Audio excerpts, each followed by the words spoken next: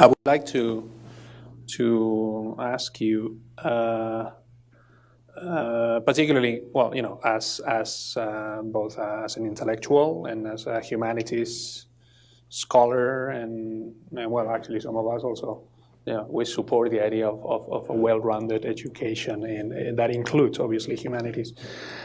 How, I mean, is there anything, or how can we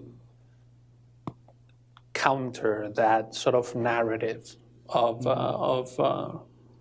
or should we, or well, I mean, we should, yes, but yes. I mean, is it? I like, sometimes I think that it's a bit of a very uphill battle. Yes. Let's see. The same way we just mentioned that in the past, a certain group of religious people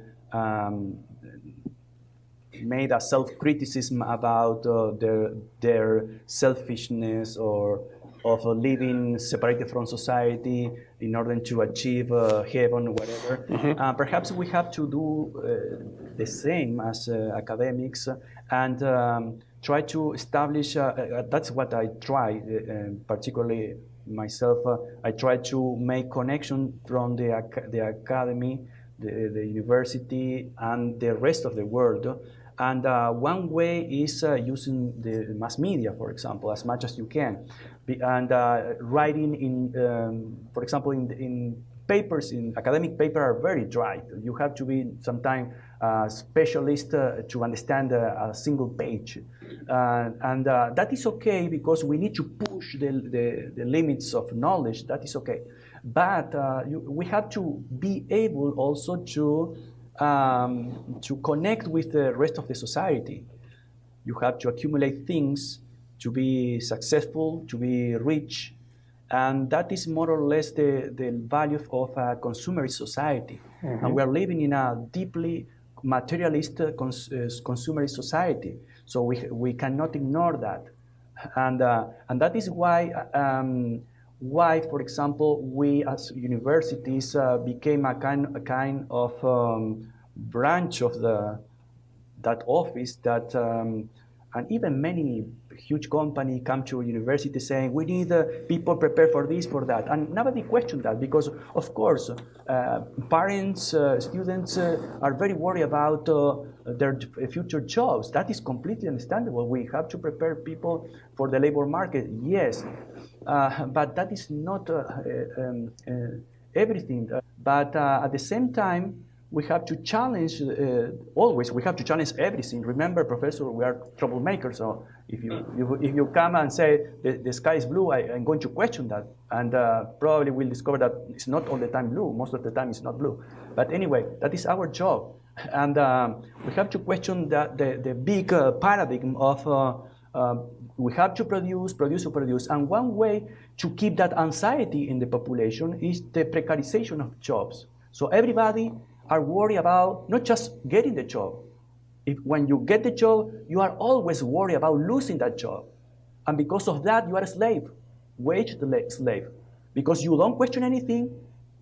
And so the level of anxiety, of precarization, instability in the society, which is very, very good for the market, very good for the economy, but not good for the people. And we have to question that. And the only way to do that job is to connect with the rest of the society. We're not gods, but I think we have to challenge everything, even ourselves. How? Well, saying, break the bubble. The university is a bubble, but it's not the only bubble. The society is composed by multiple bubbles. Our bubble is right now one of the most productive from an economic point of view. In the agriculture, in the industry, everything needs a lot of high technology that is normally developed and produced in university, etc. But that is not everything. We are not animals that need food to eat and period. We have spiritual, psychological need as well. We have to know the human capital that we inherited from literature, from philosophy, from art, from cinema, and the market also has played a very negative role in that, corrupting what has been real art or high art. How? Simplifying it. The same way that the market rules impose their law and simplifies the individuals, making a very, very narrow being with very few ideas and very few horizons, etc. The same has done, because it's very important to the second consequence, has done with art. So, for example, very simple, in the case of literature, the easiest novel is to read, the easier to sell it. Because if you write a book thinking that you have to sell it, of course, you need to survive. If you are a writer, completely understandable. An editor needs to survive, completely understandable. But if that is the only goal, just to sell and to make money, you are going to simplify the product. The thing that first comes to mind is that, well, I mean, mass media have, well, you know, they're basically a holding of specific interests. Yes. And well, you know, there are editorial lines, and there are you know, they're essentially trying to sell a product. Yes, so exactly. when you are trying to combat that, it's sort of like adding an extra layer of difficulty. Absolutely. But that is the reality that we have to deal with. And it has been more or less the same for a long time. In the case of mass media, we were talking a little bit before about how the mass media was the arm of manipulation, and one of those manipulation was the fake news that now everybody talk about fake news, but there was a lot of fake news at the beginning of the 20th century, throughout the 20th century, and that media was used in different ways to manipulate opinion. Very, very briefly, I do recommend to take note and read about Edward Bernays, for example. Okay, and very briefly, Edward Bernays was the double nephew of Sigmund Freud, and came to the U.S. very young age, and became the mastermind of the public opinion manipulation. And he also sells many wars, including wars in Central America. For example, the CIA destroyed the only democracy in Central America, in Guatemala, in 1953, because the democratic elected president, Jacobo Bernays, who was not a communist, had a bad idea to implement his promise of dominant, nationalization of a tiny piece of land. He proposed to compensate the United Fruit Company, paying the value of the land that the company declaring its tax returns. And they say, no way. And they just convinced the CIA and many others to destabilize that government, because many in the United Fruit Company had shares in the so many people in government and in the CIA had shares in the United Fruit Company. Company, exactly. There are many stories with the Dole brothers, etc. Long story short, Bernays was able to mislead the American population and also the Central American people, selling the idea that Bernays was communist. And you mean Arbenz? Arbenz. Yes. Sorry, okay. Yes. Jacobo Arbenz. Thank you. Yes. And finally, they succeed that way. They destroy that democracy. The U.S. just plays a puppet in the government, Castillo Armas. After the 50s through the 80s late, they had in Guatemala a terrible conflict, civil wars. Many 100,000 people die. And most of those governments, every government were dictatorships, military dictatorships, brutal dictatorships, and criminal dictatorships were supported by the U.S. governments. And Bernays was able to manipulate the opinion to sell that. And the same happened we can give dozens of examples in Latin America. But that was the role of the manipulation of public opinion through the mass media. So fake news is nothing new. It was even more tragic in the past. And so that is a reality we have to deal with, but we have no other way that try to expose what is the truth based on the documents we have. In those stories, there is no discussion because no scholar in the US discussed what I said previously, because documents are everywhere and there are declassified documents in George Washington University and many other archives. And so there is no discussion about that. So it is in what you're talking about is not really a matter of opinion. It is fact. It's historical and social fact. Right? Clearly backed by evidence, backed by documents, etc., etc. And that is our job. Yes. Because but we have to do that, but also communicate that to the people through what? Well, mostly through the media too. So the media is good to manipulate opinion, but may work sometimes as a tool to disassemble those narratives that are completely baseless, and we have to provide the proof. It's sort of like the myth of Sisyphus, right? Like pushing the stone uphill and then going up there, and then the stone falls down, and you have to do it all over again. So it can be a little. I guess it can be not a little, very frustrating at times. Yeah, it is. But we have no option. Right. I mean, not moral option. We have many options. I mean, it's much more comfortable to please the power. It's much more safer. Some people cry when they are compassionate with powerful people. Mm-hmm. They don't need that compassion, but it's much easier and comfortable. But sometimes if you have a certain commitment with truth, which is a moral obligation, mm-hmm. Particularly in the academia, because in the academia we have even more moral obligation to do that, because we have certain resources and certain power. We are not powerful, but we have certain power to do certain research. And so we have to share what we found. The different trends in terms of the face of the population, if you want to put it that way. I mean, whether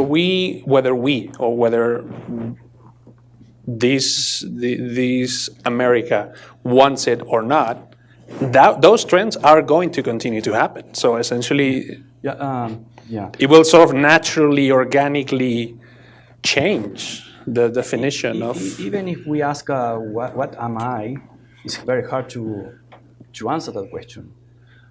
Even when we consider, well, I am an individual, but I have changed throughout my entire life, okay. Many times. And but just consider a huge nation, mm-hmm. that you are. In that case, you have a much more complicated problem. If you look at the picture, today's picture, and it's also more complicated if you look throughout history. First of all, I would say it's a good exercise, but completely useless. And the question, what America is, or we'll say, what are the Americans better? And also, it's very hard to answer. First of all, because you will have different definition from different groups. And even if you have a picture in a moment, that's going to change. Just imagine Jefferson meeting a cowboy in Texas. He will say, I'm pretty sure, or not sure, but it's an imagine experiment. He will say that is just a white Mexican, because a cowboy that now we identify from abroad. And also, many Americans may identify the cowboy. Yeah, the Marlboro Man, right? Yes, exactly, like the real American. Yes.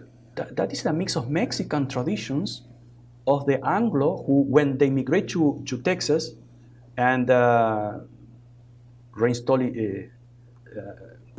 slavery there because it was illegal there, but they also adopted many Mexican traditions, like the vaquero, the cowboys, the vaquero, and the hat, the guns, the etc. The rest of the part of the tradition.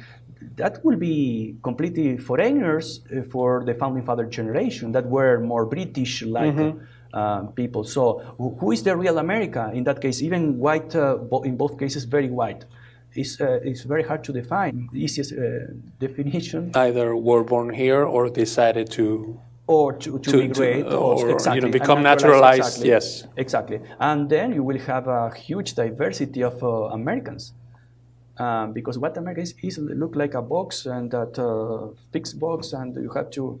That's very common when a society has a lot of anxiety about their own destiny, etc.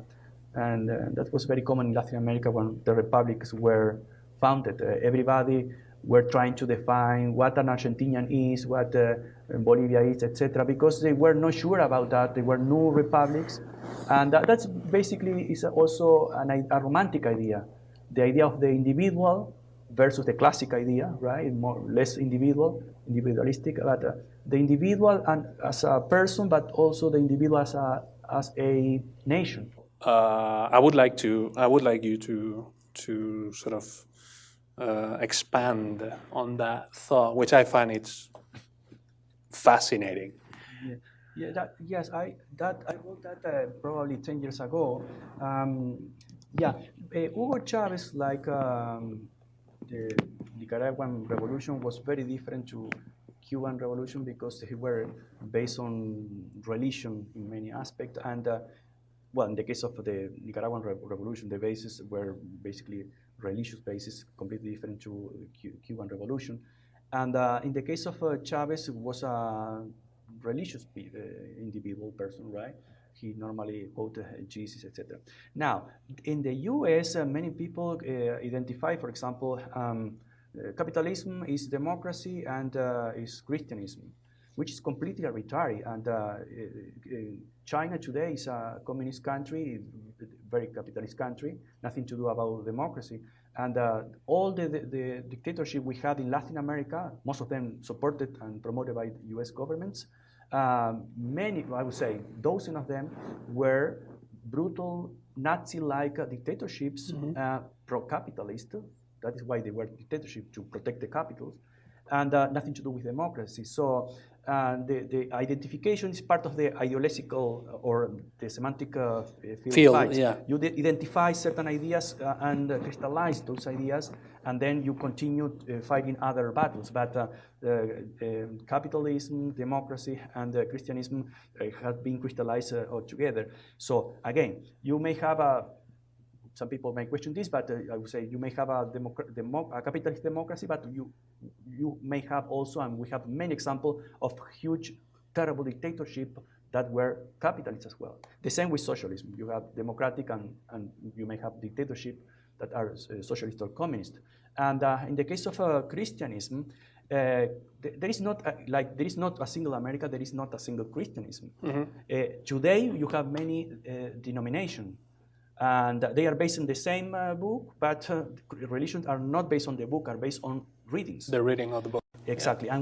And you have many readings, and as many as churches or as many as denomination religions, Christian religions or sects, right? And if you look at the history, that tragedy is even worse. You have people, Christian killing each other because of that.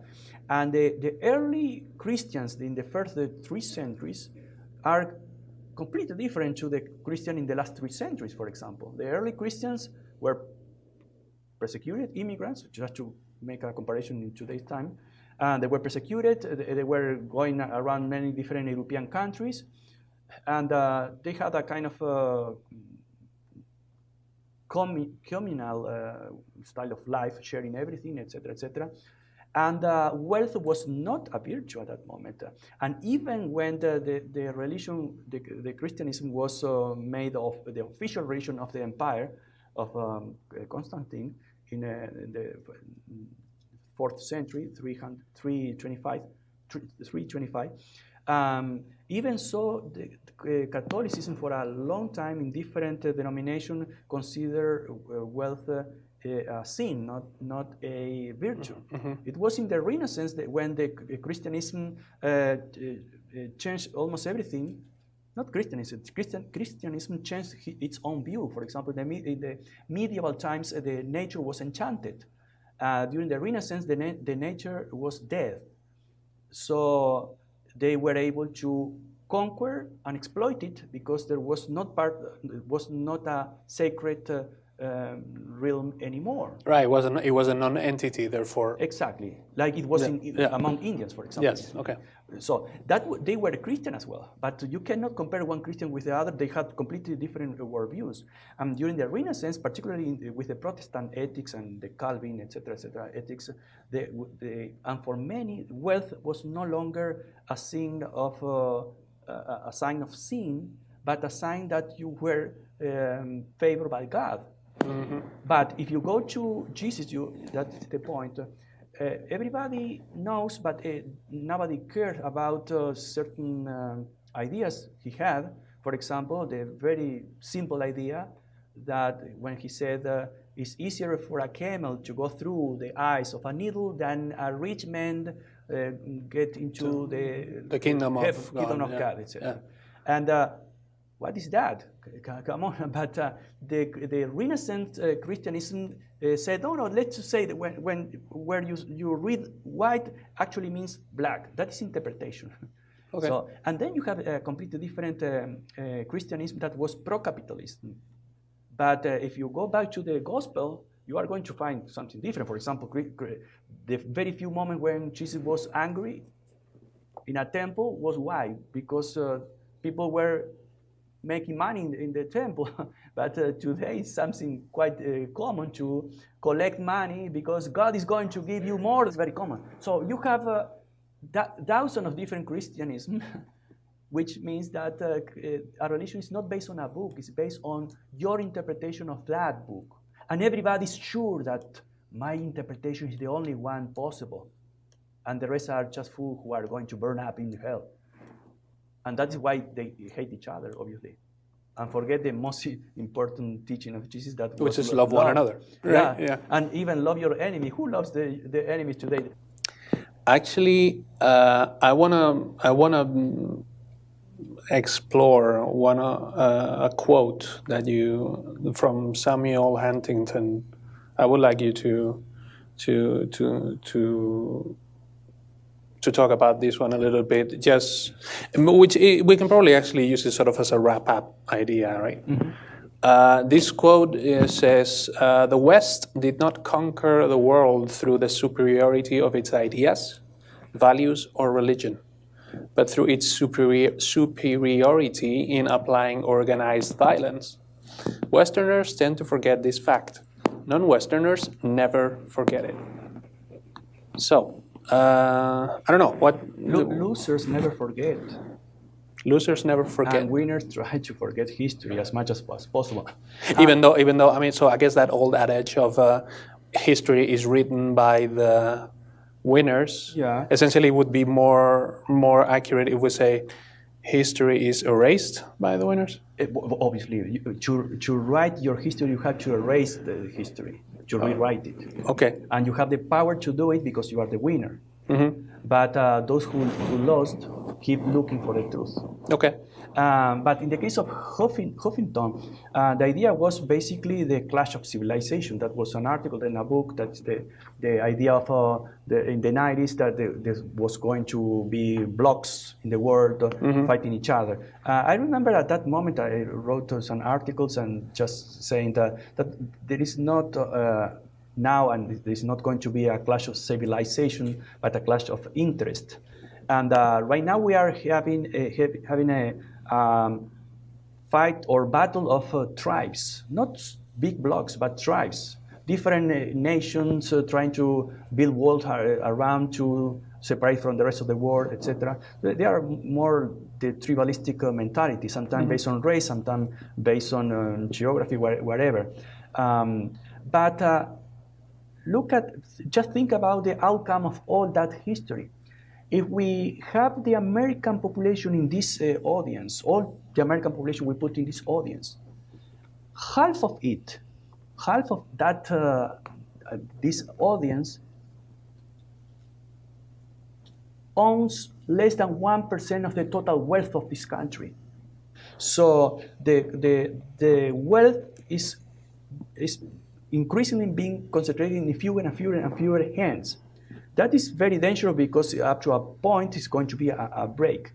But they normally say, well, we need to pass a tax cut in order to benefit the big guys because they create jobs. Of course, workers never create jobs, right? Just those who don't work. The consumers, doesn't matter. They don't play in this game. But this theory that was very popular in the 80s, that is the trickle-down theory, that is benefit the very rich and the wealth will drop down to the poor. That never happened. But also consider that our world was not built by them. If you name me one billionaire, and there are some that I would say Bill Gates. I have sympathy with Bill Gates. He's a good guy. They make donation, etc. But the billionaires never invented one single thing that benefited the whole humanity. They just cash in what the humanity has been creating, inventing, and all that knowledge that has been accumulated in technology. Mm-hmm. Internet was not invented by Bill Gates, not by Steve Jobs. They just cash in because internet, computer was never invented by them. And what about all the effort that professors, researchers, and the people who pay for those professors through taxes never got that effort back? So there is behind that narrative of the clash of civilization, there are very few people that are profiting from all those distractions that are masked, and people are completely distracted.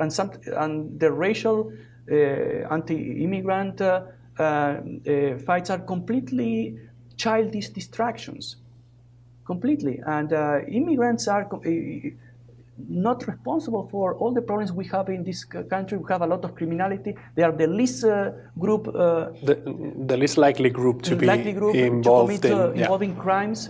But the narrative say exactly the opposite. More distraction. Try to find a scapegoat and try to kill the weak, because it's very easy to demonize the weak. Mm-hmm. And so, going back to Huffington, I still think that it was just a distraction. I just wanted to know what your thoughts were about yellow journalism that arose near the Spanish and American War, the Cuba-American War at that time, around like 1898, I believe. I just want to know what your thoughts on. That was the very well known and then put in practice many times strategy of the false flag. And the false flag was the main. The attack of that ship near Cuba to implicate Spain in that war. That's not completely clear yet, but there are different explanations to that event. The American politicians said that ship was attacked by Spanish Navy, but Spain at that moment was very weak, and was the least country wanted to challenge the U.S. in front, very very close to Florida. So first point. The second point is that there was a commission, American commission, that tried to investigate that, if that was a false flag action or was actually the Spaniard who sunk that ship. And the commission apparently the conclusion was that the Spanish were not responsible. Apparently, some people say that was not very clear, but that was an American commission, and they never conclude that it was actually the Spanish who did that. But that was post facto, once everything had already happened. When truth is not important or dangerous anymore. That's normal. And the idea of false flag has been used or yeah, the idea in many other cases, and sometimes called conspiratory theory. Sometimes it's proved that it was actually real. Sometimes it's very difficult to clarify that. Do you think that sensationalism journalism is a huge problem today? It has existed for a long time. I would say that sensational is a problem, but it is even worse lines journalism or complacent journalism. You talk about these major issues such as income disparity or inequality or reactionary attitudes to immigration. As a writer, do you feel like you can play a role in combating these issues? Well, I would say that everyone has a role in the society, and doing whatever your profession is, you have a way to contribute positively based on your morals, based on your values, but also based on certain commitment to truth, because normally that is something uncomfortable to do. You know, you say, I think it was Martin Luther King who said, I'm not sure about that, but to make enemy, just say what you think. And that's very, very uncomfortable and sometimes dangerous. But anyway, we have a moral obligation. If you are an artist, if you are a musician, of course, art is not politics, but sometimes it's crossed by social political issues. Everything is crossed by social political, even religion. You know, Jesus' crucifixion was a highly political execution. It was religion as well from a religious point of view, but it clearly was political. So politics is the business of power. Therefore, we cannot avoid being crossed by that in whatever we do. Politics is everywhere. For a writer, of course, and also perhaps even more because we have certain visibility compared to a worker, someone who works in construction, for example. So we do have even more responsibility, I think.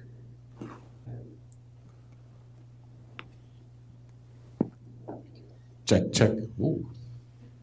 So 2 parts. The first part is I'm wondering if popular culture can be subversive because popular culture is kind of inherently a commodity. It's economically based. So is there a possibility of that, of it being subversive? And the second part of the question is, are economic analyses of society sufficient? It seems like some economists think that everything boils down to economics, but there has to be something more, just something that maybe you repeat yourself and answer. About the first part, pop culture or popular culture can be both subversive or complacent and work as an anesthesia for the people, and particularly those that popular culture that is produced by the market. For example, if you produce a movie or a novel that is very popular, easy to sell, easy to read, probably it's going to work very functionally to the status quo. It's going to work as an anesthesia.